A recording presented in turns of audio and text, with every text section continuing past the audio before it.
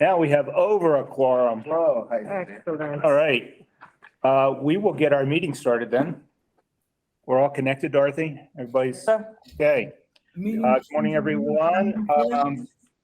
We're going to start with attendance in the room and then we'll go around attendance online. Guida, start us off, please. Mike Guida, CORC. Sam Shannon, CORC. Holly, Office of the General Counsel. David Dolan, Facilities Management. David Porter, CORC. Bill Huckel, CORC. John Cheshire, CORC. Dorothy Banashewski, Facilities Construction. Ed Kepner, the White's Company. Mike Thomas, the White's Company. John Hudson with Rel Enterprises representing Sagavac Architects. List Office of Inspector General. Bill Connell, Pearl Construction. Jay Zayas, AECom. Okay, online, Dorothy, you can just tell us, I guess, or Virginia, you're there. We see you. Lou? Yeah, Virginia Ferris, CORC. Lou Dr. CORC. Right. And we have Ken Lassiter. Did I see Tredrick? And we have Tredrick, yes. Yes, I'm here. Trying to activate the camera, but I'm here. Okay, very good. It's Frank, isn't it?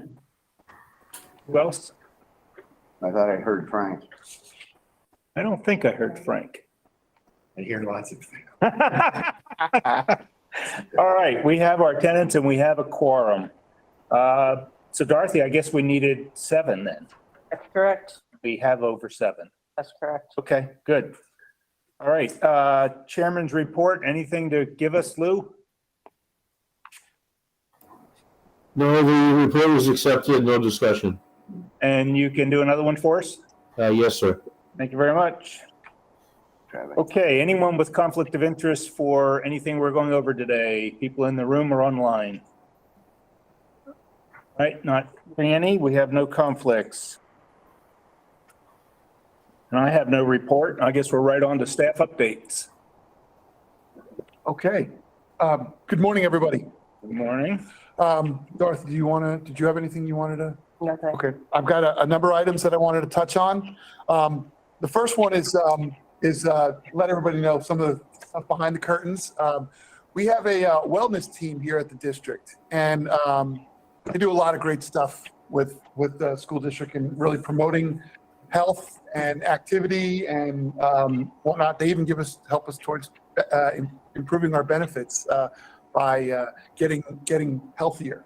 So one of the things I wanted to let everybody know about is we had yesterday, the school district participated in a race, the Mercedes-Benz corporate race downtown West Palm Beach.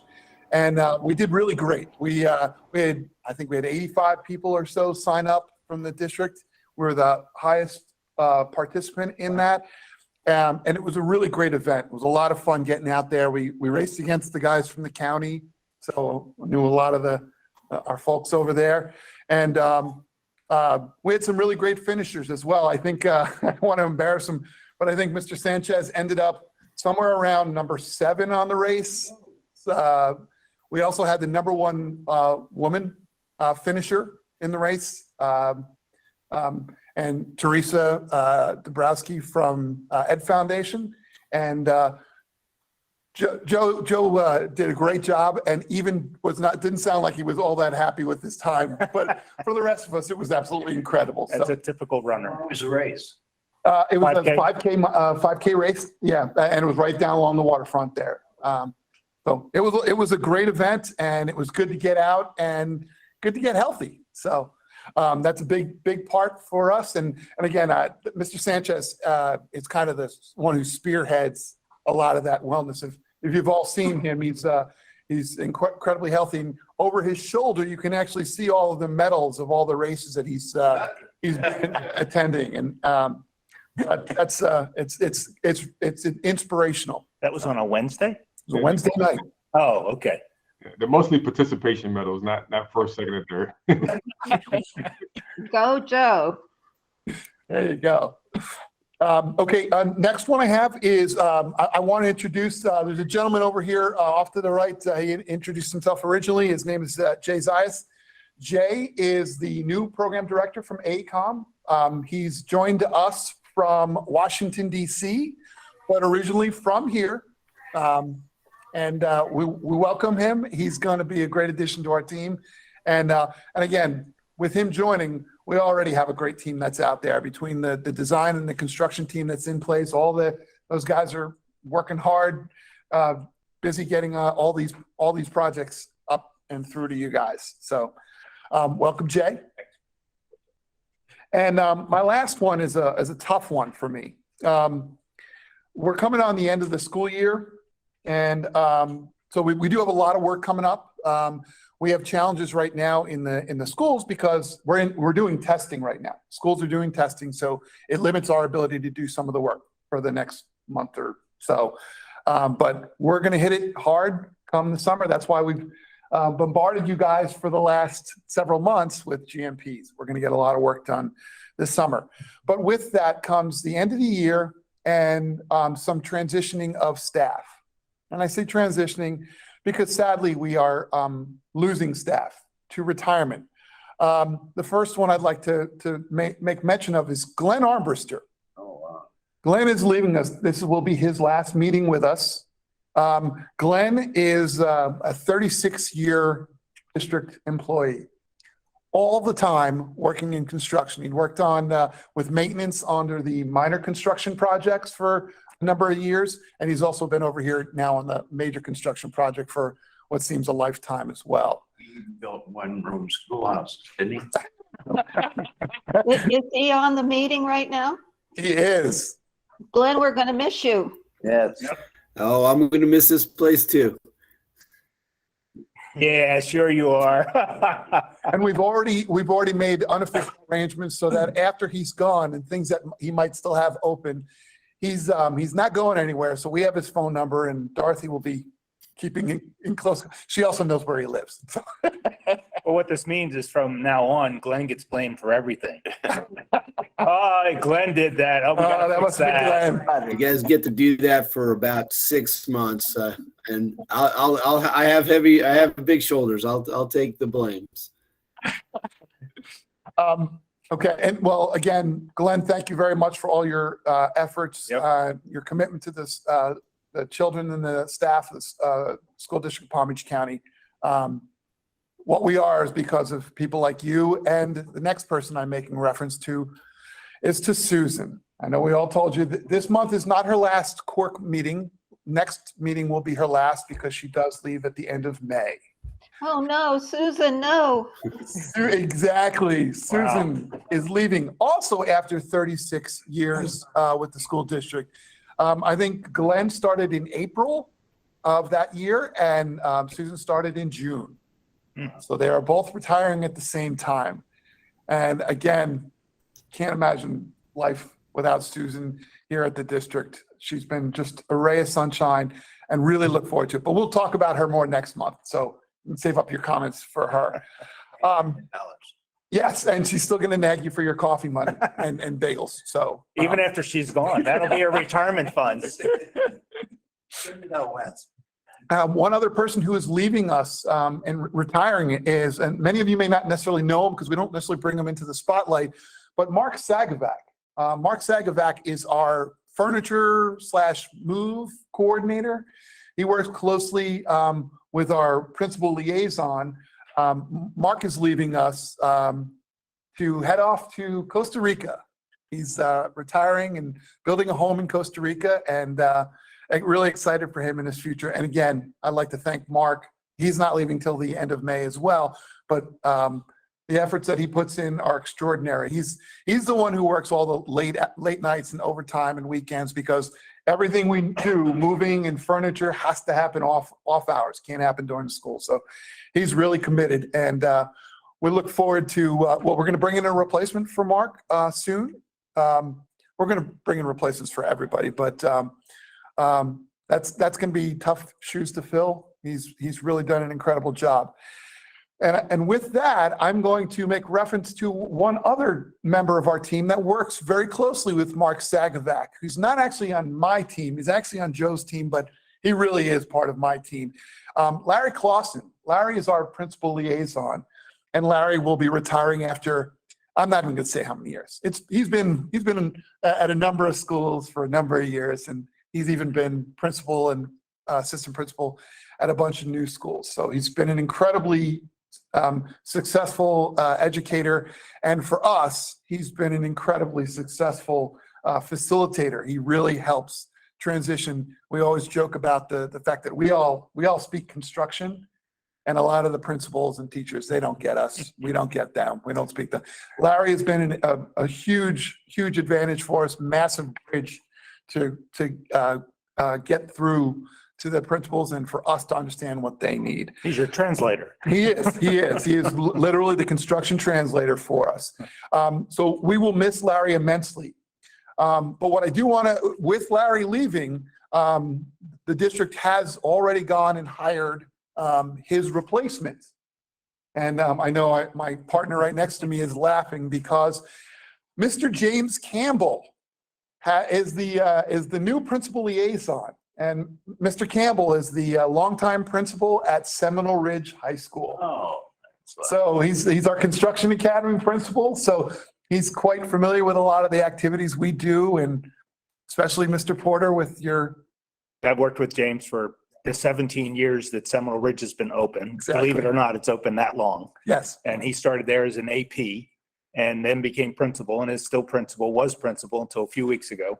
And so I've worked with him on every project that I've done out there and their academy. So yeah, I know him very well, and he'll be good in that position. I can say that all the construction he's learned is from the academy that I help run. So There you go. There you go. he'll know some construction anyway. So again, I'd like to thank all of those members who we've touched on for all their service and how important they have been to us, to our team, to the success of the program that we've been pushing forward. And with that, I think I'm. So is Mark Sagavac getting a couple of used desks as his retirement gift to put in his new house in Costa Rica? Yeah, he's gonna have to put them on the boat to take. All right, any questions for Dave on updates? All right, then we will keep moving. Public comments, any comments from general public? No, okay, not seeing any. Let's start with consent agenda. All right, here we go. FC1, FC2, FC3, FC4, PC1,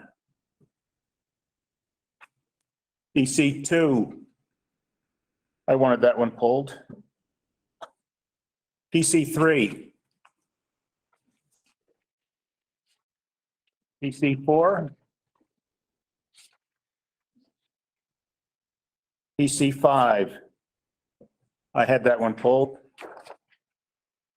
PC6. PC7. PC8. I had that one pulled also. Geez. Dave, if it wasn't for you, we'd be a clean sweep. Yeah, I know. Sorry about that. Right. I move the items not pulled on the consent agenda to go forward. Second. Second by Sam. Second. Go ahead, Dorothy. Poll us, please. Bill Hukill, Bill? Okay. Yes. Dave Porter, Yes. John Cheshire, Yes. Ken Lassiter, Maybe he's on there. There we go. There we go. okay. Lou Doctor, Yes. Michael Guida, Yes. Sam Shannon, Yes. Frederick, Yes. and Virginia. Yes. Okay, we'll go to PC2. The questions I had on that, one clause that was somewhat answered by purchasing that I found that needed a little clarification. In Dorothy, it's on page 13 of the PDF. Okay.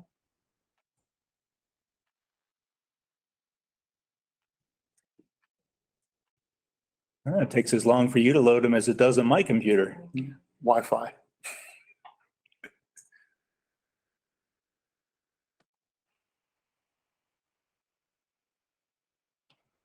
Page 13 of that PDF.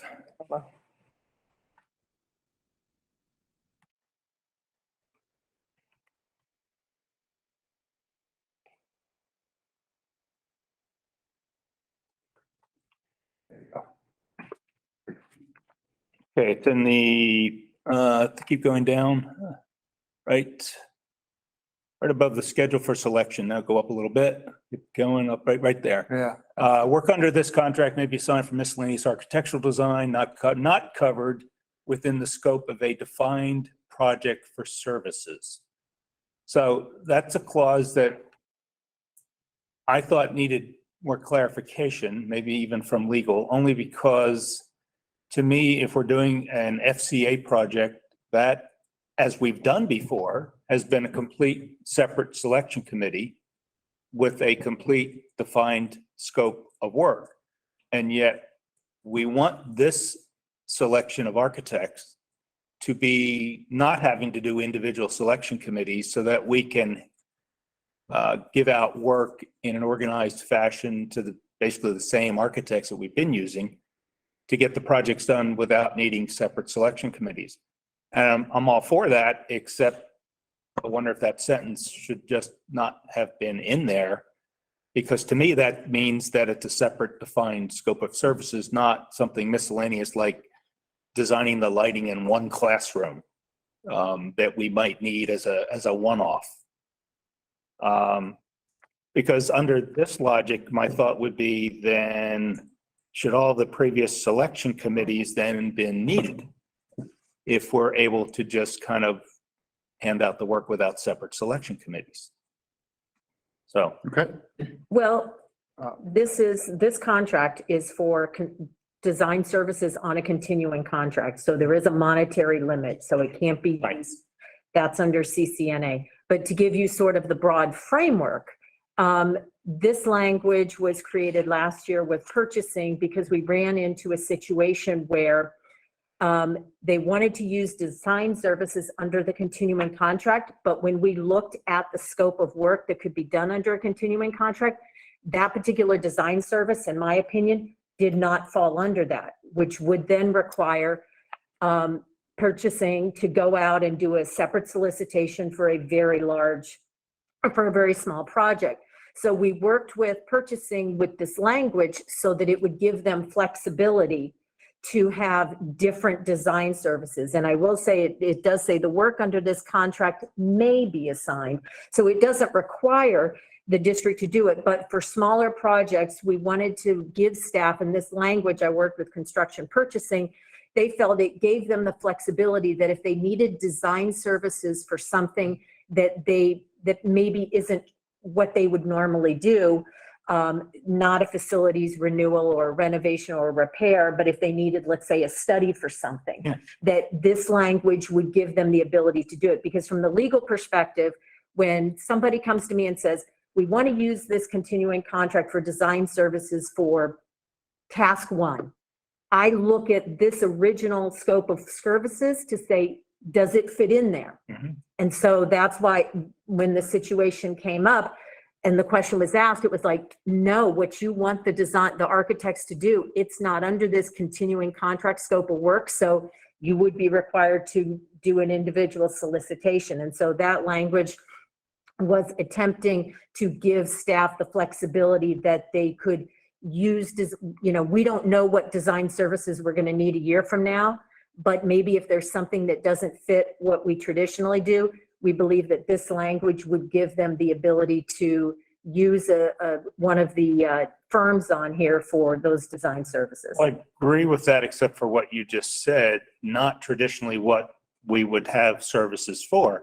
Scope of a defined project for services, just those 5 words in there. To me, previously, we would put out an RFP that would have a very defined scope of services to do all the FCA work on an elementary school. And that we'd hire the architect for that defined scope of work. That's why I just have an issue with scope of a defined project for services. I completely agree. If it's a loose end, that's what. Well, and let me services are also for. kind of remind you that what this generates is an individual contract for a project.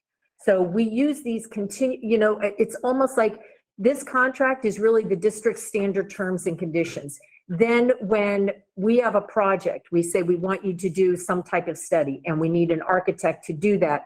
We then enter into a separate written agreement under this. So within that individualized agreement, there is a specified scope of work. Right. Okay. We've discussed this with construction purchasing, and we will make adjustments because it's, as you said, it's kind of more like that little blurb is one of the many scopes under the Yeah. including, it says including but not limited to blah, blah, blah, blah, blah, blah, blah, and scopes not covered under design. Well, and I agree with Holly. I just think for the next time we do this, that gets Yep. stricken simply because you are right. No matter how loosey-goosey our scope might be, it still is a scope. Yep. And by the time we hire an architect to do something, it is to go from A to Z. Whatever that A to Z is, there is still a defined scope. Mhm. So I'm okay with this. I like the process. I like us not having to do selection committees when we're picking the same firms. So, I'm Okay. going to support this, but I think in the future, everything except scope of a defined services, it just needs to come out. Construction purchasing and us on facilities construction, we're both in agreement. We'll make adjustments accordingly. And then I guess the other question I had on this that I think purchasing tried to answer in a follow-up that I don't think completely satisfied my concerns was how are the projects going to be handed out to the various firms that qualified? And from what I got, Dorothy, if you could pull up that follow-up page that purchasing had sent back. Yeah.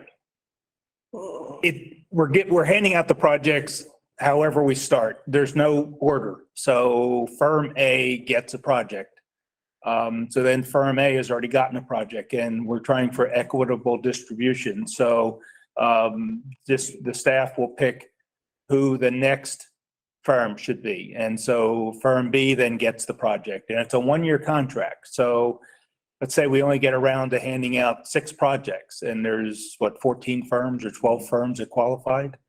Option then, get them for a year, right? I understand that, but it's a 1-year contract. So in that 1 year is all 14 firms supposed to get the equitable distribution. And That's let's, not equal, right? It's not equal, it's equitable. okay.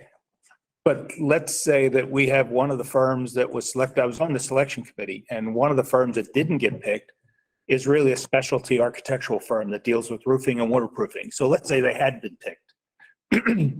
And yet all the projects we have even come up are FCA type total renovation jobs. Well, staff would probably not want to pick them to do a total renovation job because they really don't do that type of work all the time as much as the other firms do.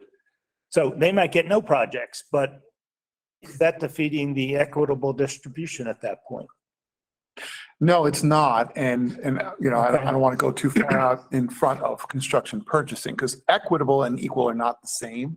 It's not going to be the same amount of money. It's not. No, And it never will those be. firms, that firm in particular would probably say, I will tell you that I'm not going to take on bigger projects because I don't want to overextend myself. So they'll make that decision. We also have the other side of the coin of the big firms that don't want to take the small projects when we say, hey, it's your turn, take this small project. When they say no, purchasing keeps track of all those issues. So equitable is a challenge that purchasing will maintain. They're going to stay on top of the fact that not everybody's going to get the same amount of money and that some firms in a given year might see far fewer based on the projects that become available. So it's not going to have to be that everybody gets the same or that, the next guy in line gets it. There is no priority list, if you will, on this RFP.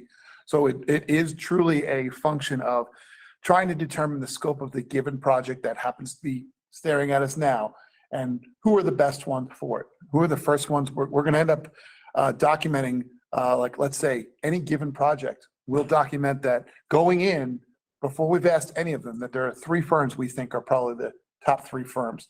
And we'll ask firm number 1, and if they say no, then we'll go to number 2. But that's part of construction purchasing's process to make sure that there is an equitable process in place.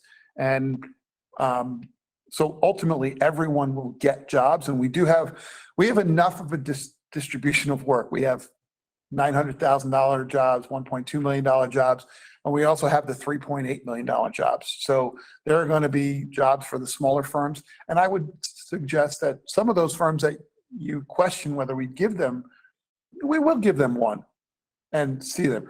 One may be a $1.2 million job, and there might be other firms that are upwards in a given year of, $4, $6 million.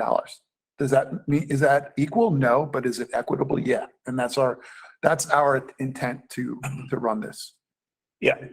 The firm that said no, do they go to the bottom of the list? Well, no, because theoretically equitable would be, yeah, we want to get back to them. But if they say no on a bunch of small ones and then they say yes on a big one, well, that's going to be held against them, that they are trying to play the That was game. my concern. I mean, Yeah. I thought if they said no. Right, they know on all this Jeopardy. one. Right, and that's The bottom. that purchasing will play a role in that. And quite honestly, there's a process that purchasing has for advising that, hey, we're mad at you because you're doing this. And then the ultimate penalty is that this is a 1-year contract. Next year, purchasing will work with us and make that determination whether we don't want to renew them next year. So while we may have 10 now, we can drop off. John? David Dolan, what you just said is not what this says. I like what you said. This says you have to pick the next guy in line. And you said they have some flexibility. We do have flexibility. It should be. Let's say the firm has personnel changes and the PM leaves the company and now they've got nobody that's worked with schools. Do you want to pick that firm next? I mean, there's many reasons you want to pick a different firm that's next. Plus, I have a question. If you could scroll up a little bit, Dorothy, on this right there. In accordance with statute, the process is conducted with the object of effecting an equitable. What statute is he referring to? There's no statute that says you have to pick this next firm and give an equitable distribution of. I don't know, is Barbara Myers? I mean, I would think it may be CCNA because. Well, that's on a selection. This is not a selection though. You've already selected these firms. CCNA does have that with in continuing it. contracts. You've already selected these firms. You don't have to do that anymore. You can pick whoever you want. I think Barbara Myers is on. Barbara? I am. Hi. It is referring to CCNA 287.055, and it does read equitable distribution among qualified firms. So that's the whole sentence, among qualified firms. I don't know if that helps answer that question. Well, no, like I say, these firms have already been selected. The selection process is over, but. Well, but I think I might take it a step further and say qualified firms. Everyone was qualified to get into this RFP, but on Project A, that's a $3.8 million facility renewal with a lot of HVAC and fire alarm. Some of those firms are more equal than others, if you will, right? Does that mean that we have to go to everybody or go to the low guy? No, that's where I think of qualified firms could be qualified for the type of work. Okay, well, so the way you're going to run the process is what you said. I agree with you. If it's based on this, I don't agree. Mark Moon, you had your hand up? I did. Because this is also my last CORC meeting. I thought maybe I'd take the opportunity to jump in here and provide a little response. So, but John, to your point, your comment is correct. That particular fair and equitable distribution does specifically refer to the selection process. But in the scheme of things, John, it's not really part of the process, but it's part of our objective as a best practice to make sure that we are being fair and impartial and that we are we are trying to, the object is to affect an equitable distribution of work. So that's what that refers to. It's not specifically part of the hard and fast process, okay? Yeah, I would agree with your statement there if it didn't say in accordance with statute. If you just said the process is conducted, blah, blah, Okay. perfect. Okay, point taken. We probably, may have been better served not putting in there and just say this process is conducted. So your critique is taken. Thank you. Yeah, I like the process. I'm going to support the process. I think what I would like to see, because it's an experiment for all of us, is maybe, I don't know, quarterly, that you bring us back kind of a report of here's the project list and who got the work, and show us who didn't get the work, and maybe have a list of those that rejected the work, so that we can see that. So that when we serve on the next selection committee, if it happens again, it'll be like, okay, yeah, this firm got picked, but they opted out of 8 options that they were given to take projects on because maybe they were too busy. It's like, okay, that should almost be like a report card of the firms that are on this selection. Okay, Mark, Barbara? Okay, so I'll leave this more in the capable hands of Barbara and Darcy on a go-forward basis. But my opinion of that request, David, is that you will receive the report card, at the point when there are renewals that are recommended by staff not to occur. It was because of this, because of this, because of this. And if it is determined by staff or possibly the firm itself doesn't wish to be renewed, then that information would be given at that point. But I think a quarterly report is kind of going down a rabbit hole, because nothing in the process, as David pointed out earlier, you get 4 months into the program and you have, 8 projects and there's 10 firms. And then there's going to be a lot of debate about, well, why was this firm selected over that firm? And why was this firm selected for this? And then we have to get into how the sausage is made in trying to allocate the work. And I don't see that as that's a time-consuming process for staff to have to validate and record every selection and then bring that back in a quarterly report. But if Darcy or Barbara want to agree to that going forward, then that would be, they're up to them. No, I agree with that process. It would get to be throwing darts at the report on a quarterly basis to say, well, why didn't you do this? Or why didn't you do that? Or how come this firm didn't get selected? So I agree, in the 1-year anniversary, when this comes up for renewal, that should be a report showing us that, firm B opted out 8 times that they were provided jobs because they didn't have the manpower to handle it. It's like, okay, maybe they shouldn't be renewed. Agreed. Fair enough. But I'm not going to agree to something that in 10 days I'm not going to be here any longer to support. Yeah. So I'll leave that up to Barbara and Darcy, but that seems like a fair fair way to approach it. Yeah, and we're going to assume that, staff is working on that equitable distribution, and it's not just firm A that gets, 10 projects. 10 days, who's counting? How many hours? You can bet I am. You already got the boat gassed up, huh? No boat in my future. Gas prices are too high. That's right, exactly. All right, that's all I had on this. If somebody wants to make a motion to move forward. I move that we send PC2 to the board without objection. Okay, in a second? Second. By Sam. Virginia, Sam beat you to it. We'll get you next time. I just wanted to under discussion, I want to thank you for bringing this up. I think this discussion was very, very helpful. So thank you, Dave, for bringing this up. No problem. All right, Dorothy, go with the polling, please. Mr. Hukill, Yes. Mr. Porter, Yes. Mr. Cheshire, Yes. Mr. Lassiter.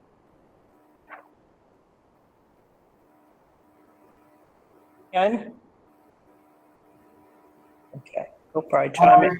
Aye. Thank you. Mr. Doctor, Yes. Mr. Guida, Yes. Mr. Shannon, Yes. Mr. McCoy. Patrick? Markham is absent for this vote. Okay. Ms. Ferris? Yes. Okay. All right, PC5 I pulled.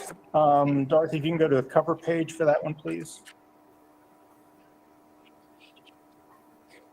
And my comments on this are really for all of the GMPs for the FCA work right now. Down under the last paragraph before, it talks about total project budget. Go up a little bit, go up a little bit. Okay. On all of these, I'm happy to see that staff is telling us what's not included in the GMPs because of budget purposes. Like this one is parking lot paving, striping, interior painting. It's going to be accomplished by a change order. Lou, for your report, I think it would be of us when we give the report to the board to specifically itemize what this is itemizing on the cover page. So when we say accepted to go forward, it's pointing out to the board that don't get the idea that this GMP covers the whole school. We're going to come back and need extra money. And these things are not getting done, but they are very clear of what's not getting done. And these are on the referendum list. That's the other Right. thing. It's if the referendum.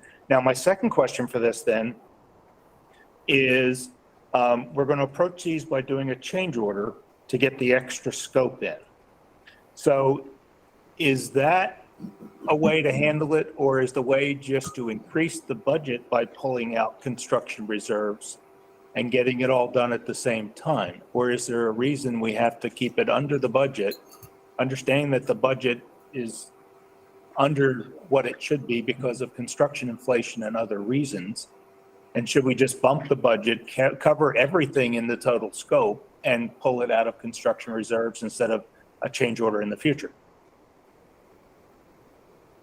What do you recommend? Because our perspective has been, we have a budget and it's a set amount. And we're realizing that there are scope items that we will get. It's not, in the past we were doing Cool Safe Drive Right. We were deferring and going to get to it. We are going to get to these, and we're going to get to them now while we're in construction. Okay. Yes, these are going to be change orders that get implemented in this project with this contractor at some time in the future. Right now, we start with, and Dorothy can better give us the answer, but we start with an amount in project contingency, which we don't want to go too far under, just in case. Facility renewals are a whole lot more unforeseen, fraught with unforeseen than new construction. And we will want to leave some money in there. So there is already some money in there. We're going to come back to ISOC and ask for additional funds for these extra items to supplement, right? As opposed to whether you want to do so through, we'd have to bring it in through a change order, not contingency use. Yeah. Joe, you had your hand up? Actually, the last part that Dave said is pretty much what I was going to say is that, we know that we want to, the superintendent made it clear that promises made is promises kept. We're going to do everything that's in the referendum that we committed to do for these schools. That hasn't always been the case for a short period of time. We went through that Cool Safe Right philosophy, but we're gonna keep our promises even to those schools. Yes. So the process that we have to go through, as Dave said, is we have to get I was 13 years old. Slinging hot dogs at the county fair. I'm working. There you go. Got a little mechanic work. Okay, thank you. So yeah, so we have to ISOC to approve the increased budget, and then we'll come back and add these scopes to these contracts, so we can make sure we're keeping those promises.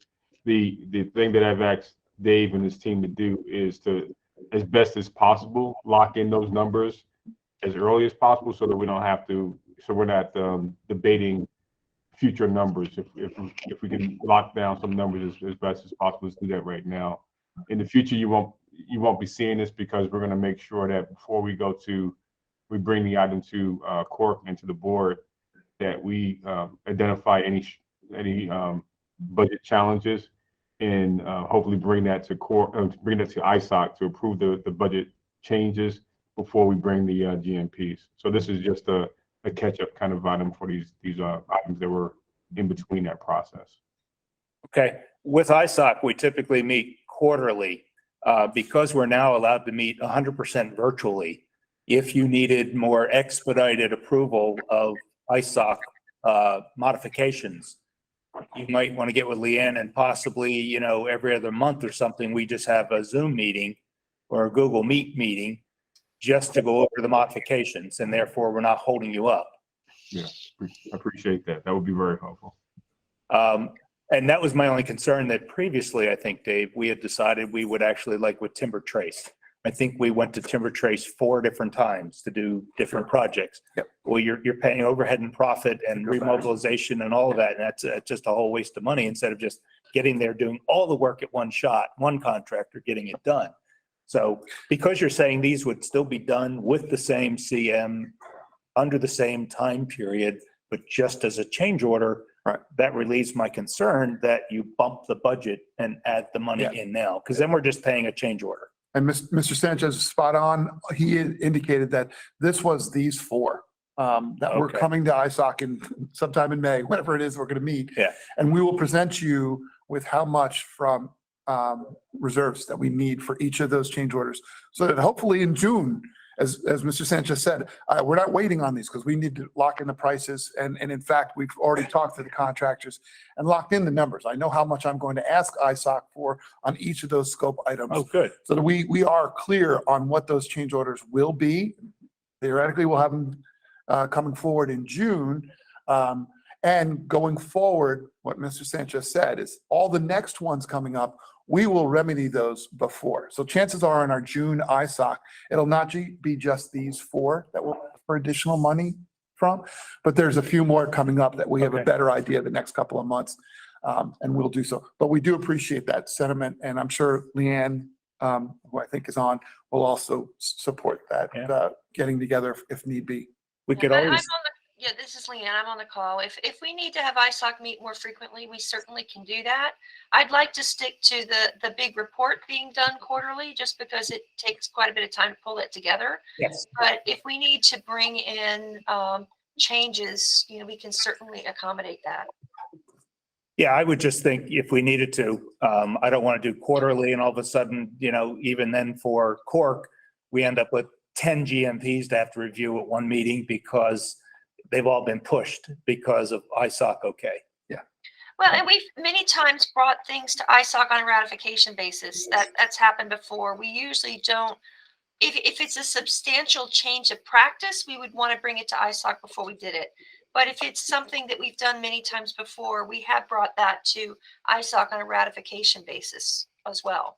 That might be an opportunity, this ISOC, to brief the ISOC members that this will likely happen every quarter, that we may bring a few on ratification, but they're going to be in this standard format where we're taking items that are part of the standard referendum and we're short on.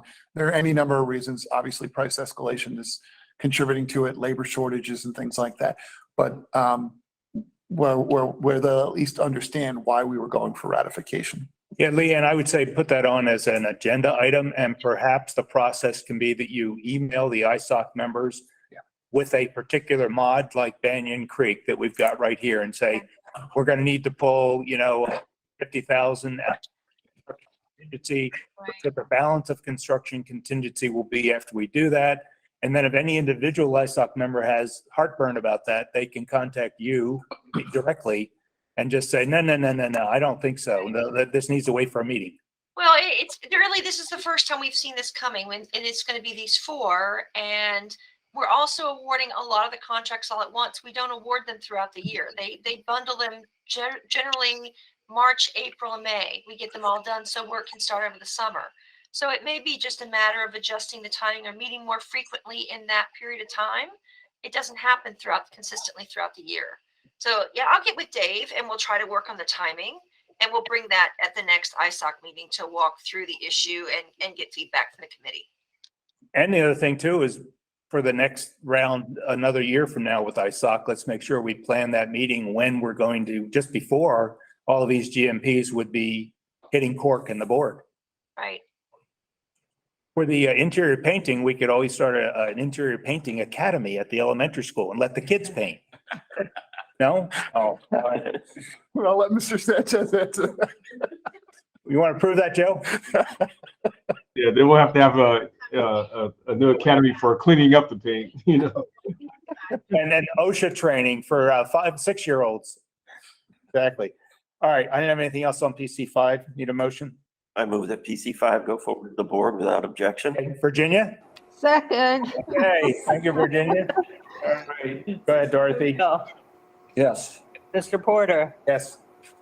Cheshire, Yes. Mr. Lassiter. Ken? Aye. Thank you. Mr. Doctor, Yes. Mr. Guida, Mr. Shannon, Yes. Mr. McCoy. Still absent. Ms. Ferris, Yes. thank you. Okay, and the last one was PC8 that I pulled. Question I've got on that, it looked like we're about 500,000 over the budget, if I read correctly. GMP is 14.5, construction budget was 14. So do we have guesses other than inflation for the reasons? And I see we're also pulling some scope. I guess you didn't want to pull more scope to get it down to the 14 like you've done on the other ones? Yeah. Okay, so the math just didn't work out to find another 5 to pull out. Correct. Okay, so the 5 is then coming out of construction contingency? It will. Okay. And yeah, and then any of the others will come back with. Right, so the ones we just looked at, you didn't want to bump those by whatever 100,000 or something to get more scope included? Correct. Okay. Yeah. All right, that's all I had. Anybody else have anything on this? Do you have anything? All right, need a motion to go forward with PC8? Go forward. That's Virginia. Need a second? Second by Sam. Any comments, questions? All right, we'll vote. Dorothy? Mr. Hookhill, Yes. Mr. Porter, Yes. Mr. Cheshire, Yes. Mr. Lassiter. Aye. You, Mr. Doctor, Yes.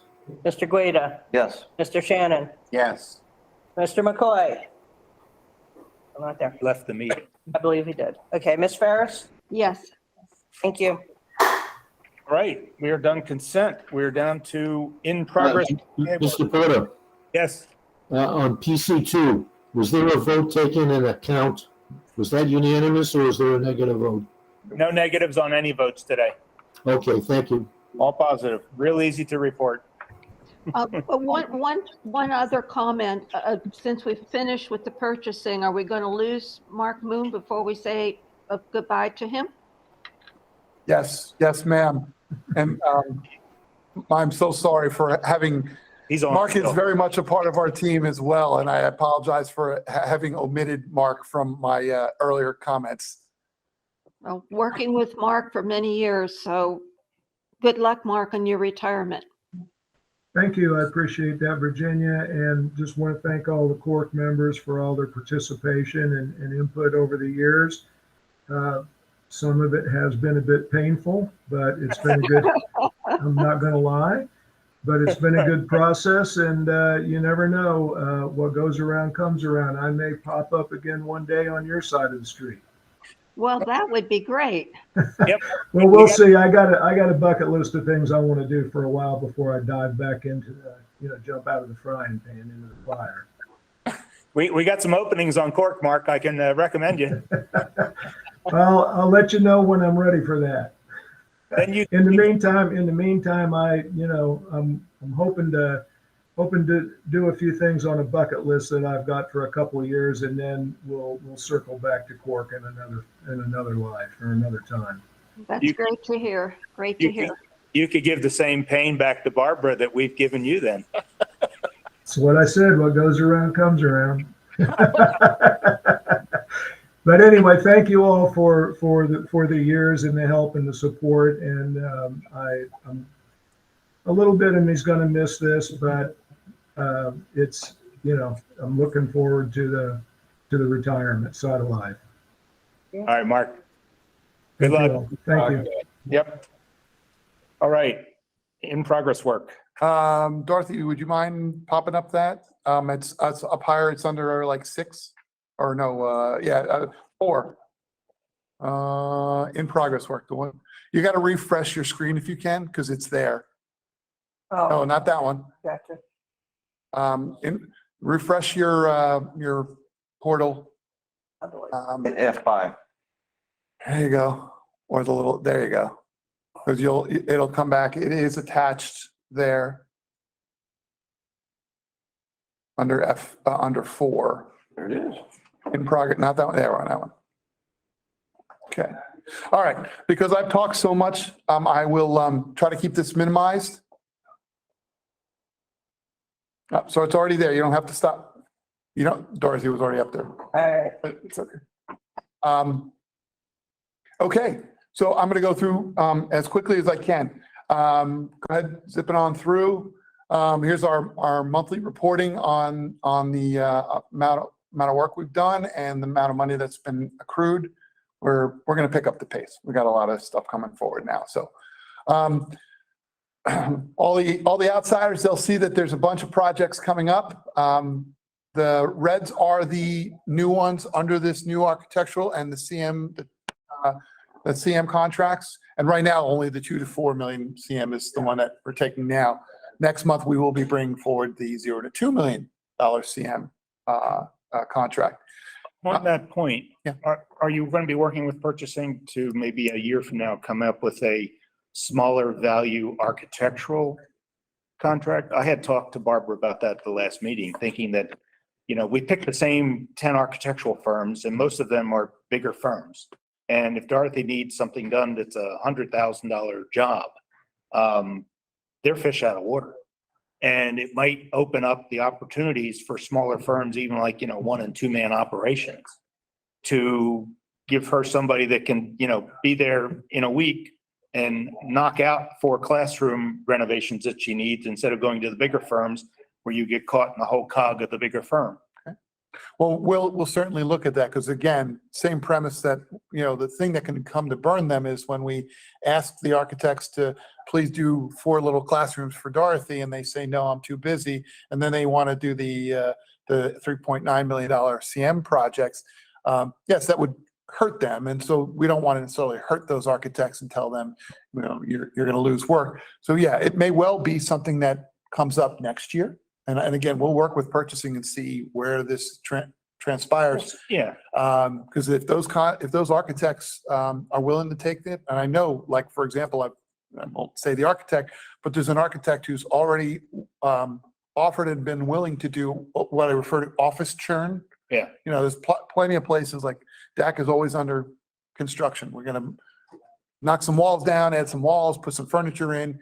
Those are little piddly projects that you're referring to. And it's a big architectural firm that's more than willing to do that. And that's the kind of, if they all step up, then it really depends on how they perform.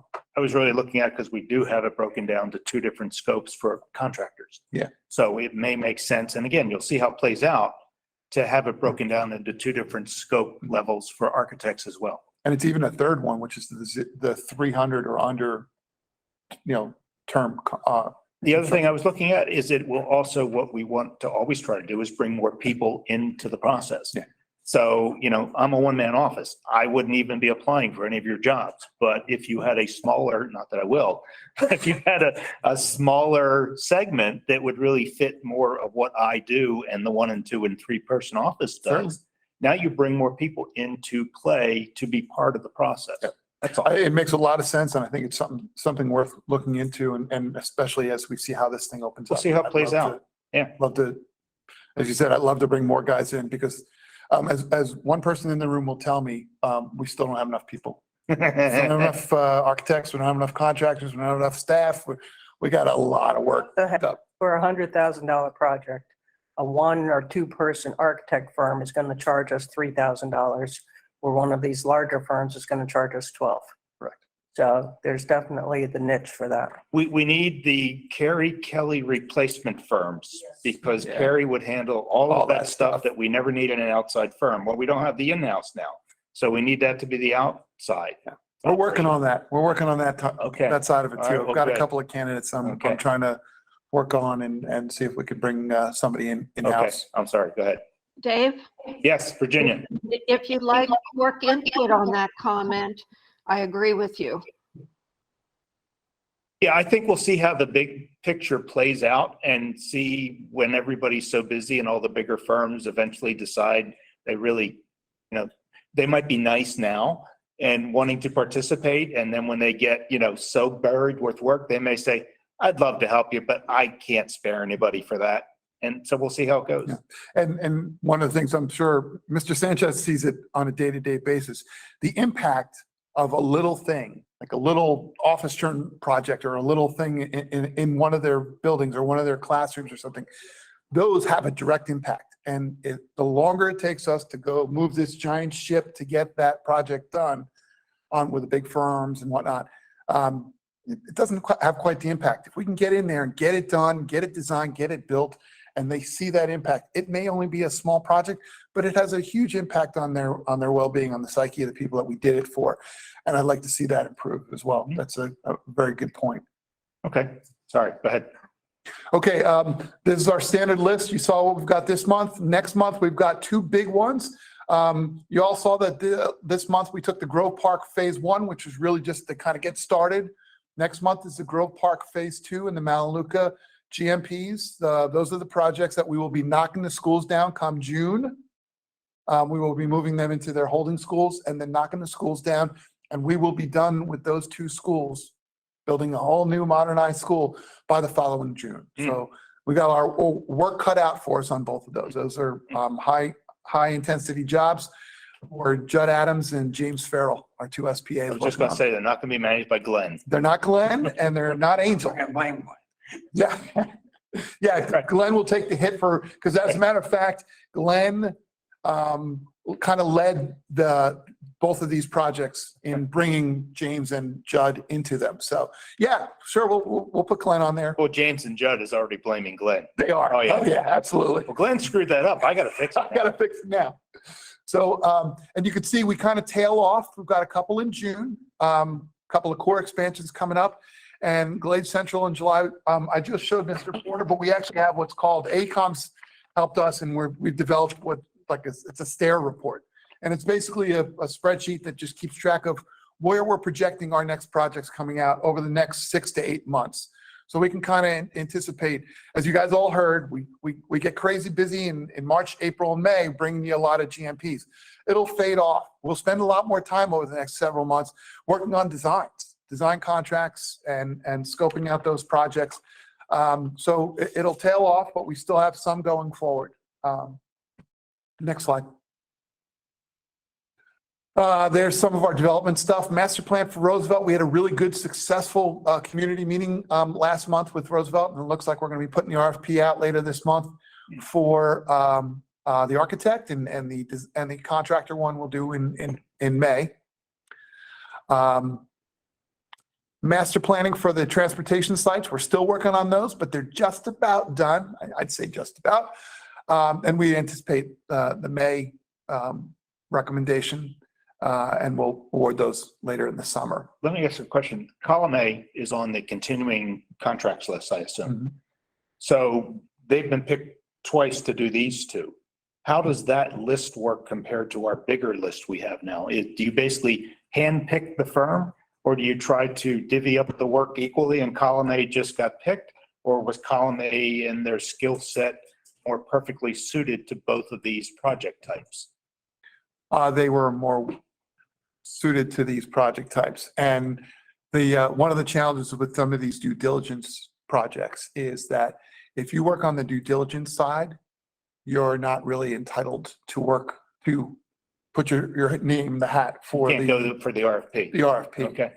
And in column A, being a smaller firm, said, yeah, I'm not going to go for those RFPs, but I'm good. And she is very strong at this effort. Good. Okay. Is that? Yeah, you try to marriage them up. Yeah. And you're not getting complaints from other people on that list, I would assume, that didn't get picked and column A did. Correct. For that transportation one on Belvedere, do we have a light on Belvedere committed? Traffic signal? I mean, we're in the design or the due diligence stage. I don't believe, you know what, I will have to I stand. mean, going out to that other road, what is it, High Ridge or something like that? Skis Road, Or Skis. something like Yeah. that. That whole intersection, It's going to be a mess. yeah. I Okay. mean, it comes up. Yeah, over the turnpike. Well, I think just getting onto Belvedere, if I recall right, going out there. Okay. Anyway, it just seemed to me that a direct light out onto, even if it's just for morning. Well, maybe bring us the site plan. Absolutely. Well, I'll bring you all, and George Perez from AECom is our lead guy, and he knows a lot more about the details about whether they've talked about traffic signalization at that intersection. But certainly based on this discussion, I'm sure he's sitting there listening. So we will certainly bring back to you. Location, right? Yeah. Okay. And as you can see, design, we got a lot of projects going on that will be moving forward. Once we get into summer, construction moves itself, and we'll be pushing a lot more of those. The 15 design contracts, were they going to all be underneath that new continuing services agreement that we are putting together now? I'm not 100% sure on that. I'd have to check with George on that, because he's kind of the guy who helps us leave that out. Dave, to add to that, not all 15, only the ones under like $3.5 million of construction costs will be under the continuing services. The larger projects like Roosevelt, the historical Roosevelt, that will be put out as an RFP. Right, that I understood, but the line there says start of 15 additional design contracting processes. I just didn't know if those 15 were of the smaller version that would take part of the new continuing contract. No, it's a combination. Yeah, Okay. it's a combination of, yeah. Okay, all right. Yes, and there you saw that. Yep. Next slide.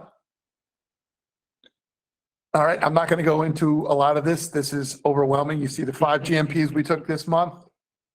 We've got some other ones coming up.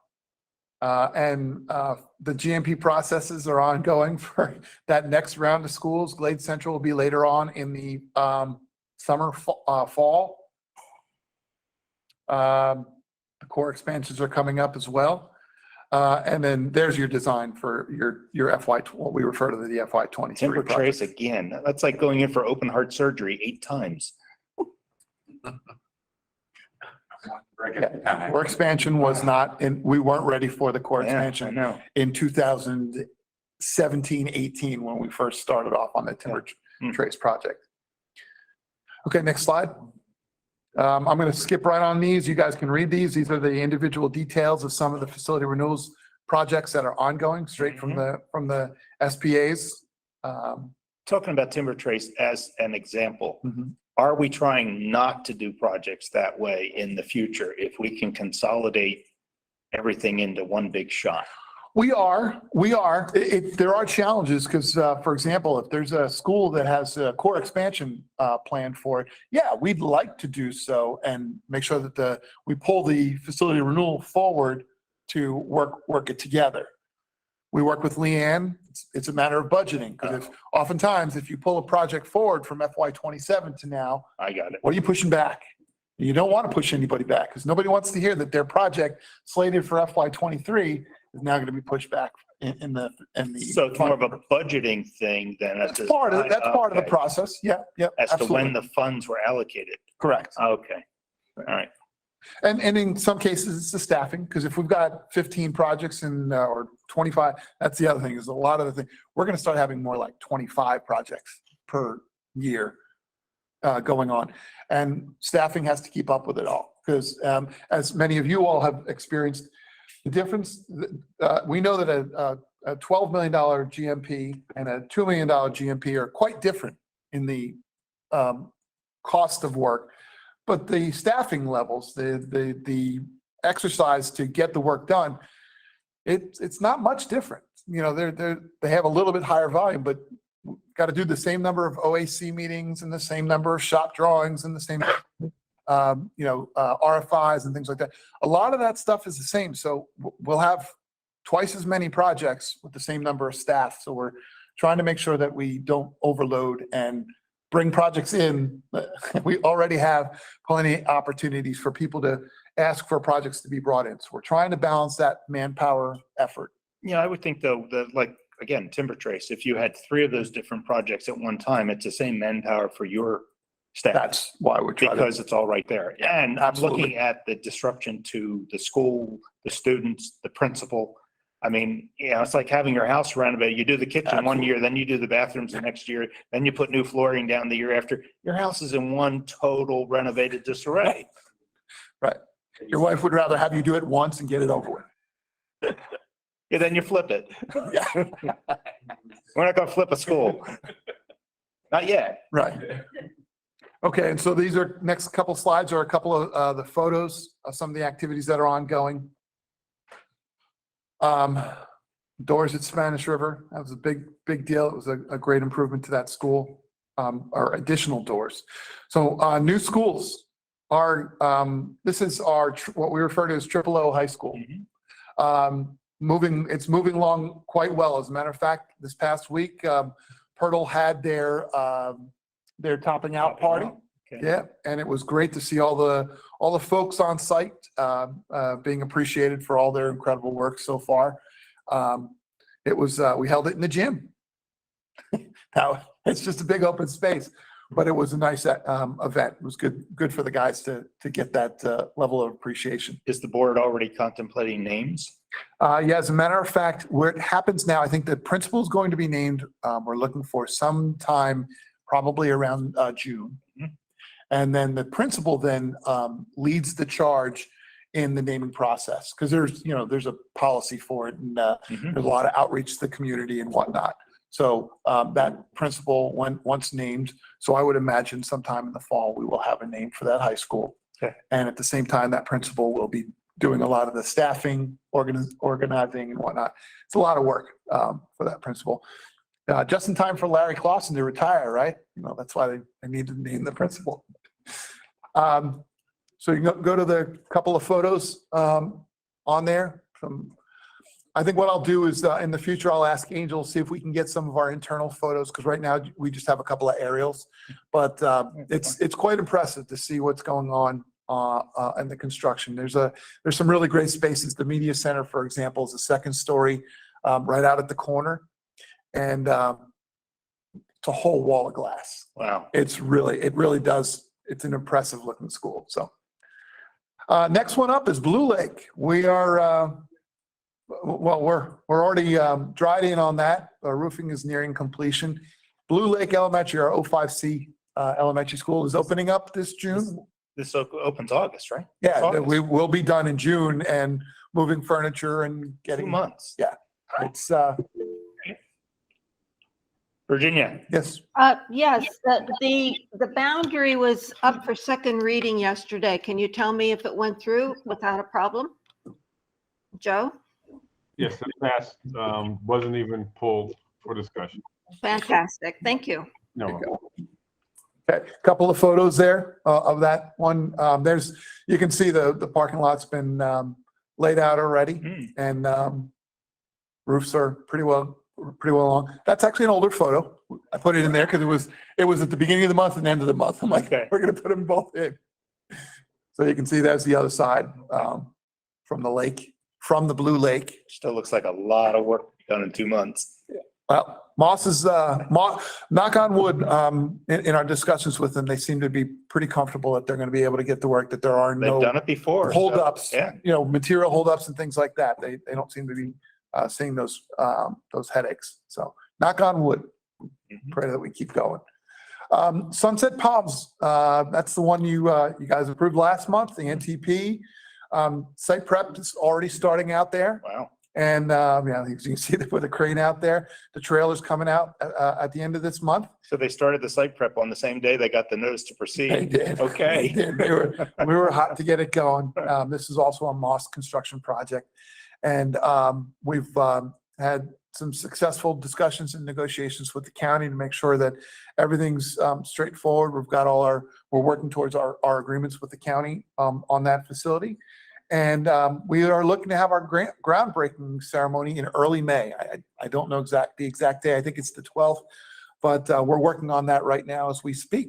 So we look forward to being able to bring some, we won't have it for next month because unfortunately next month our CORC meeting is First week or the something. 13th. May 5th. Oh, it's the Before 5th. that, yeah. Yeah. So we won't even have had the groundbreaking. Right. That's just a mental note for everybody next month. Okay, here's our site plan. If you're trying to understand what this is, this middle school, you'll see up on the top there, that gray building is the existing Sunset Palms Elementary. And I apologize to a certain extent, I've neglected. I've been referring to this as the Sunset Palms Middle School. It has not been named and may not necessarily be that. So that process is still will be ongoing. I think we're going to be looking to name the principal for this one at that same time. And they'll start their naming process and colors and mascot and all that fun stuff too. But you'll see that right there, right where her cursor is, there's 3 buildings. The big one on the top is a 3-story classroom building. I think the one on the left is the cafeteria and music, and I forget the gymnasium right there on the bottom. You can see all the sports fields, and if you're familiar with this, just south of that road on the bottom is Joe Abruzzo Road. They're building a county park there, the Canyons District Park. So we look forward to getting this thing moving, and this will also open up next summer. This is Harvard Jolly. This is Harvard Jolly and Moss. Yes. I mean, just looking at that site plan, you cannot squeeze any more stuff. That is correct. That is correct. We optimized every square Wow. inch. We don't have a track on there, but we do have a sprinter's lane on the bottom. You move one of those buildings a half inch and it messes up the whole site plan. But we do have a relationship with the county where we do have the opportunity to share facilities. So if we have soccer fields over there, we have a soccer field on our site, but there are other soccer fields. We're hoping that maybe if we're lucky, they might build a track on their park. So we're working with them on that. We look forward to continued discussions and coordination with them. How did you even get enough drainage on that site with all of that? Probably exfiltration Yeah. There's underground. and there's regional PUD drainage that we're tying into Okay.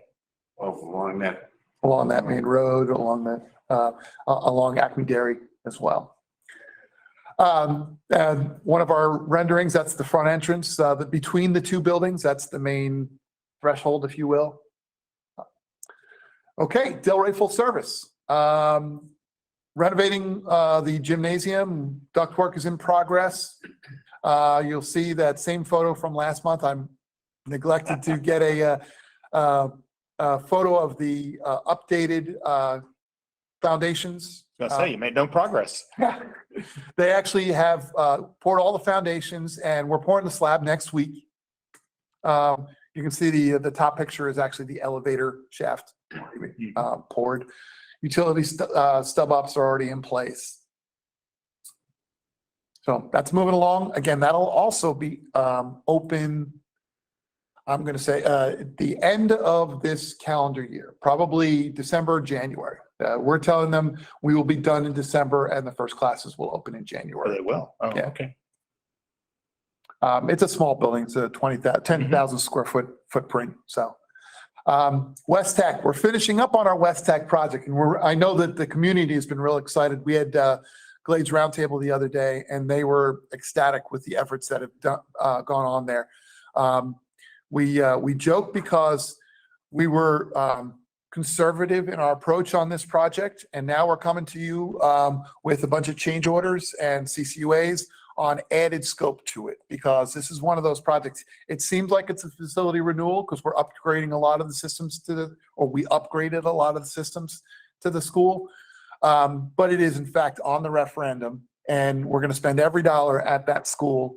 And that's where a lot of our change orders are coming at the end, where we're doing we really need to pave the rest of these roads or the rest of this parking lot back here and whatnot. So we've got a lot of work going on, and the community has been ecstatic with the work that we did. We're really revitalizing that school. It all started with Dorothy's effort. She built 2 years ago, she built them the marquee. And that makes a big difference for a lot of these communities. Being able to have that marquee play a role not only in the school, but in how we communicate to the communities what's going on. And so they're really proud of that. Did we have to put a bunch of extra paving in there for the CDL? Yeah, CDL? Yeah, that's one of the change orders. Make sure the kids didn't kind of sideswipe the principal's car? Yes, but they're very excited about that. They've got 2 trucks out there, a big program, and there's a waiting list. There's a wait list for getting on their program, which is very exciting. Is there consideration to kind of do an adult program for CDL training as well? I think it is an adult program. Yeah. Well, I meant after school adult, like adult ed, instead of during the school day. I'm sorry, Dave, what's CDL? Commercial driver's license. Driver's license, yeah. They're actually Truck doing a drivers. truck driver training program. They got 2 tractor trailers. And Mr. Barch with Adult Ed he's expanding this program everywhere he can. Oh, good. We're working with them to try to find other locations. There's all sorts of ideas of places that we would want to do that. But yes, he's very excited about it because, I mean, I hate to say it, but it's a very lucrative career nowadays. And the It's shortage of- desperately needed. Yes. Yeah, it's a workforce area that's desperately needed. So he's excited about it, and any opportunity that we can do to help promote that.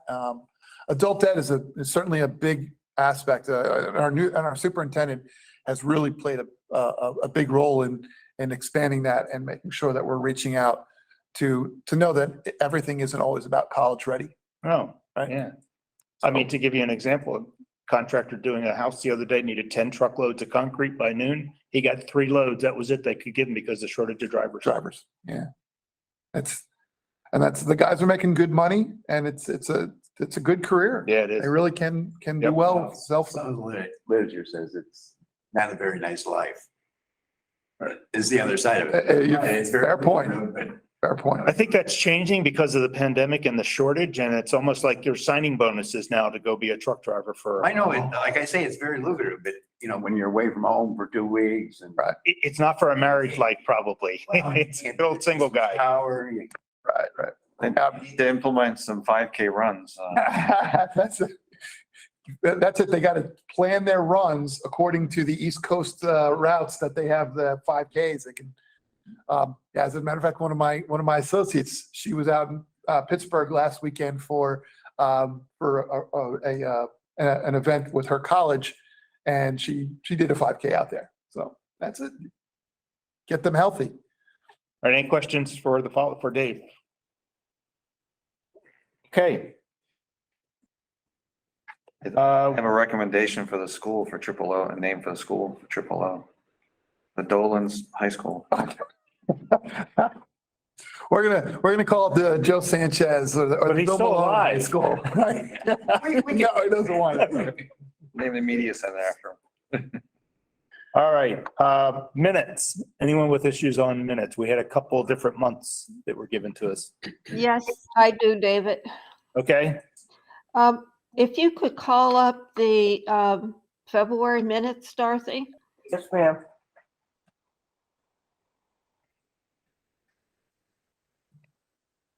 Where are we at?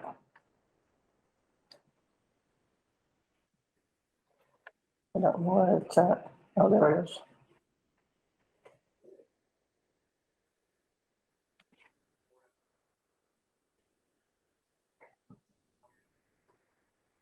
Okay. Okay. All right. I don't want to beat a dead horse, but this attendance still hasn't been corrected. If you look at the call to order and how many members present, it says 9, 5 and 4. But when you look at actually who was there at 9 o'clock, it is not that number. In person, we had 3, not 4. And virtually, we had 3. We did not start that meeting at 9 o'clock. That meeting didn't start until after 9/11. Well, then correct the time. Call to Yeah. order at 9:11. Yeah, and I remember we had to hold starting that meeting because we had not made a quorum yet. Yeah, you called me on 95. That's right.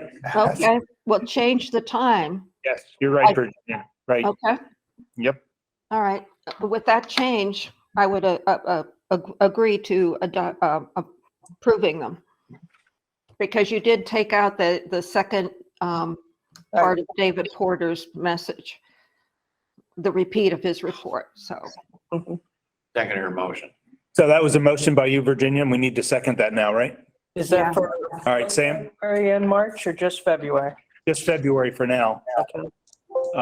So Sam seconded that, and now you need to poll everybody. Okay. All right, Mr. Hookhill, Yes. Mr. Porter, Yes. Mr. Cheshire, Yes. Mr. Lassiter. Ken? Okay, he may not be here. Mr. Doctor, Yes. Mr. Guida, Yes. Mr. Shannon, Yes. and Virginia? Yes. Thank you. Okay, Charlie Virginia. McCoy says yes. Okay, thanks, Frederick. Back. Didn't know you were back. Thank you. Virginia, you okay with March? I wanted to say that the attendance was correct at the March. I really looked closely at it. The confusing part in March is having people say they're in attendance and then so many people saying they weren't there for the vote. We had Michael Gelfand talking about the discussion, and then when it came to a vote, it said he wasn't there. And I think that occurred a few times. I don't know if there's any correction I can make to that, but I just don't understand why. We took some of those items out of order at that report. So we actually started with, I believe, FC5. Well, minutes should reflect exactly how it happened. Okay. So the minutes then should reflect that it was higher in the order.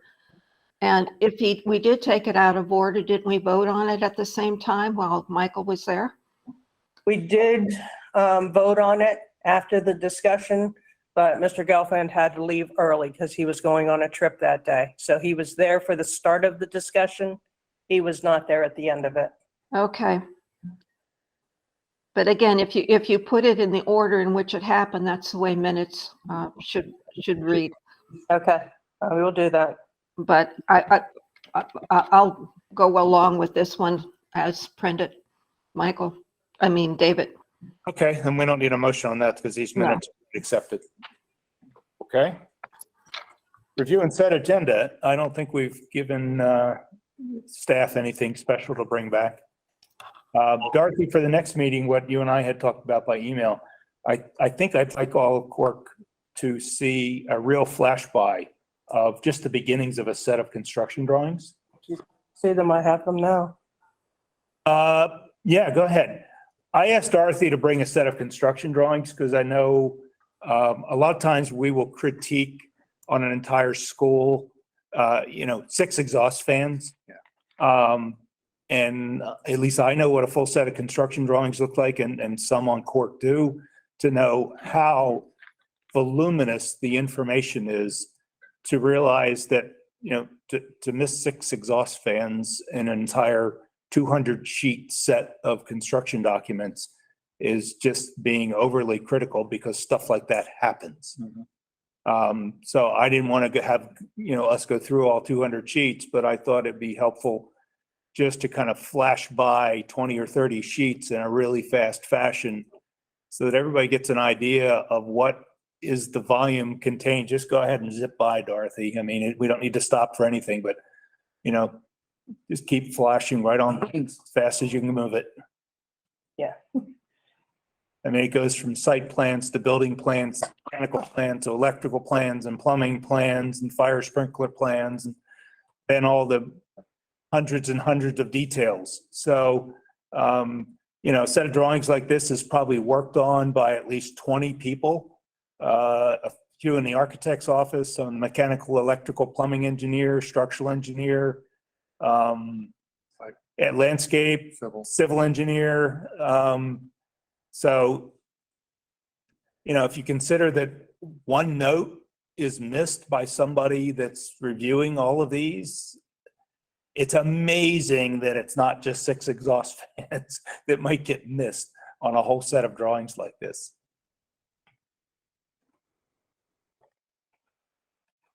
It's almost scary if everything's there. Yes, that's kind of my point. You know, as a one-man office, that's why I like working on smaller projects that I can control 100% of. 'Cause I'm the only guy to blame then. Instead of figuring out what one of the 20 persons forgot to review the electrical drawings to compare it with structural drawings. So that's all I wanted to flash by, just so we would have a perspective understanding of the complexity of a set of construction drawings when we might start, you know, drilling staff for, no, I don't want to accept that change order because an engineer missed 6 exhaust fans. Yeah. And this drawing set is for West Tech, which is the one that we had 6 missing light fixtures. Okay. All right. Thank you, Dorothy. Yes, sir. David? Yes. I have a subject, and I see we're here, we're not leaving for an hour. Well, we can leave at any time, but I know, and that's why I'm putting this in here. I've thought about this for quite a while. A couple of years ago, at the beginning of the COVID, we had a recommendation that a bank be purchased for use by security. And that went through the board, and I think they paid, I'm not sure of this number, but it was asked at $2 million. Simultaneously with that, more or less, but not intentionally, the police chief changed. Right. The gentleman that had been there that made the recommendation was no longer there. I drive by that place regularly. It's for those of you that are not familiar with it, it's essentially on the Jupiter High School campus. Actually, it's adjacent to it, and it's owned by the school board, but it's co-located. Over a period of the 2 years, difficult period for a lot of reasons, there has been construction going on there for quite some time. Now, just how long, I don't know, because I may have driven by it for months and not noticed it because I just don't notice that sort of thing. But I have noticed now that there is a full-size semi seems to be permanently parked there. There's outside toilet facilities. There's construction going on. And it reminds me that when we bought it, it was represented as being ideally suited by layout for what activities are going to occur there. So my questions are these. What are we doing? How much have we spent, or approximately how? Where does the money come from, and is it the government? And one other thing that came up in that discussion was there was the hope by the security department, or whatever they're called, that other similar installations, maybe not visually similar, but operationally similar, may very well be called for in other areas of the county, much as the schools are separated into areas. So I guess I don't know that I'm necessarily asking for a presentation by that group, because I don't know that it's necessary, but I would like to know what exactly is happening there and how much it costs and who's paying for it. I think you can give us a report I on can give that. you an answer now, but if you would like, I can wait till next month. I think put it on next month as to put it on the agenda and tell us what you're allowed to tell us. I mean, we don't need to see floor plans because I know it's security and we've been told, look, it's the police, it's But handed off. everything we said we were going to do, we are doing, and there's stories behind the construction, what's going on and when it will be done. It would have been done months ago. And yes, you are absolutely right. We are planning towards including similar type facilities in other school district locations. So like, for example, Skis Road Transportation, South Transportation, things like that we're looking for opportunities to co-locate a facility like that. Satellite offices. In those locations. We're trying to avoid buying other properties when we don't have to. If we've got a property and we can co-locate let's say, we'll call them substations, right? They like call them the Mhm. sheriff's office, right?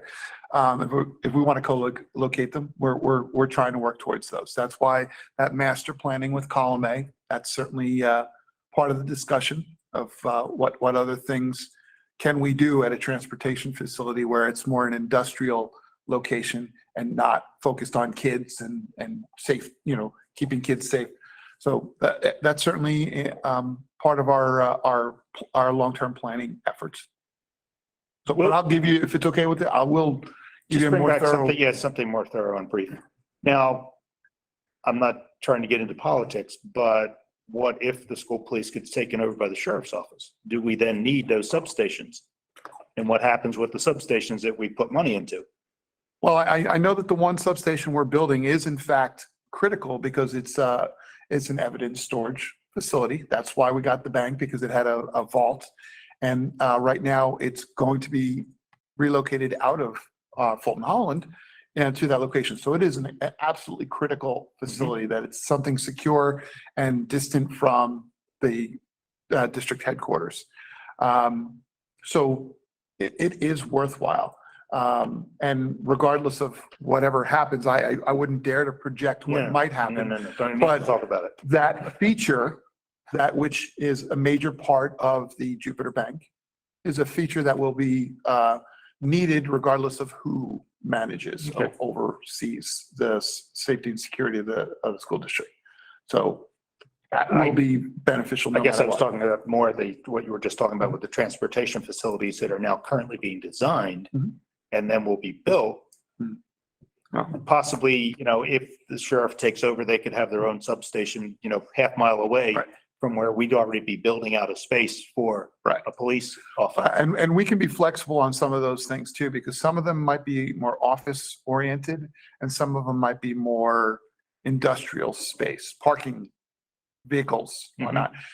You know how easy it is to turn it from a parking area for police vehicles to a parking area for maintenance, because Stacy with maintenance, she will gladly take any extra spaces to create additional opportunities for her functions. So, yeah. All right, bring that back next week. Okay, we'll do. I don't know if it's good news or bad news for you. I won't be here next month. I'm going to be out of the country. So if you could. 2 months. We'll do it in 2 months. Is that okay? Yeah. Yeah, I certainly want you to hear. Don't worry about it. I guess related. Yeah. Next month's going to be crazy busy for us too, getting started in the summer work because 2 months. so It's already going and we just need kind of an update for what happened. And next month is literally like 3 weeks from now. It's early next, our May meeting is the 5th because graduation in May. So just as well we'll do it in June. Okay. Anything else by anyone for next agenda that we can think of specifically other than our normal stuff? All right, not hearing anything. Anything else by anyone? All right, we are adjourned. Thank you, everyone.